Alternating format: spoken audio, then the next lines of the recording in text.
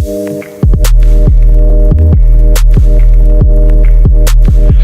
a transaction to me feels quite like something that has a defined start and end where the customer is just an irrelevant sort of data point.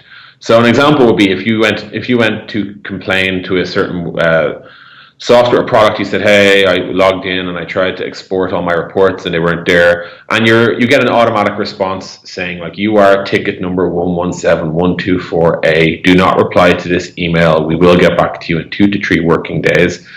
And you then the next reference you get is some programmatic auto response or like canned response that says like, "We notice you're having problems with your," and then it just kind of fills in all these blanks, and the whole thing kind of feels very robotic, very much like you're filling in web forms.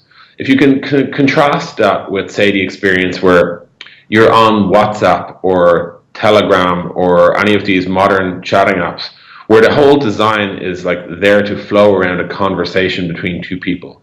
So this influences all elements of your design. It influences things like presence, like knowing the other person is typing, like the size of the text field, because there's a difference between being offered like a space to drop in 2,000 characters and a really big area where you attach files and say attach files and set priority and choose the department you want your ticket to go to, versus saying, "Hey, I have a quick question about this dress I'm considering buying off spring."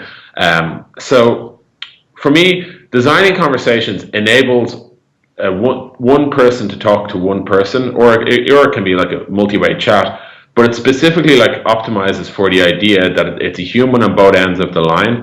There will be frequent back and forths, and the resolution will come as a result of these frequent back and forths, and it won't necessarily be communicated by a red flag or a green flag when it's complete. So when you're talking about like designing conversations, it's really optimizing for for real human contact, like lightweight interactions, back and forths, smileys, etc. And as I said, the opposite of that is transactions where you are treated effectively no different than an API call, where it's like customer is unsatisfied, move customer to state neutral.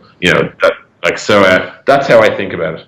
So companies should approach it then like they're talking to a friend, not like they're just talking to the next person in line.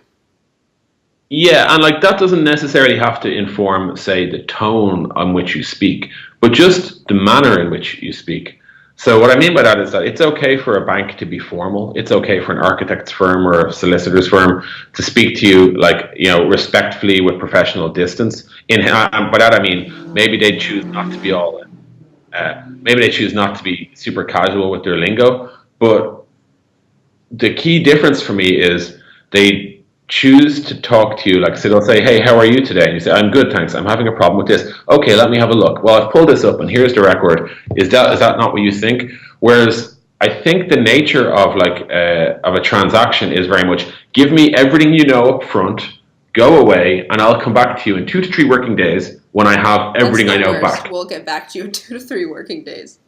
Yeah, exactly. And if you can, like, the metaphors I try to encourage people to look for are like, if you imagine checking into the Four Seasons Hotel or the W or something like that, and if you think of like, if you went to the front desk and you said, "Hey, I have a problem. The sink is not working in my room," like, what they'll say is, "Okay, got it. You're in room 1121. I understand. Sorry, Mr. Traynor. We'll have that fixed by the time you come back." Whereas the way web companies work would be like, you'll have to report that over with the bellhop, and the bellhop will send you somebody else, and then somebody else will say, "Well, in 2 to 3 working days, we'll have this fixed." And if you come back to them again, they'll have forgotten who you were. If you try to report a new problem, they're like, "Oh, please fill in this new form all over again because we've already forgotten who you are, even though you're spending thousands of dollars a year with us." So I think like having a memory of the customer, understanding who they are, understanding what their conversational history is, understanding not asking them anything you can already address or find out yourself, are all important elements to a real conversation, and ultimately to having a proper human to human conversation.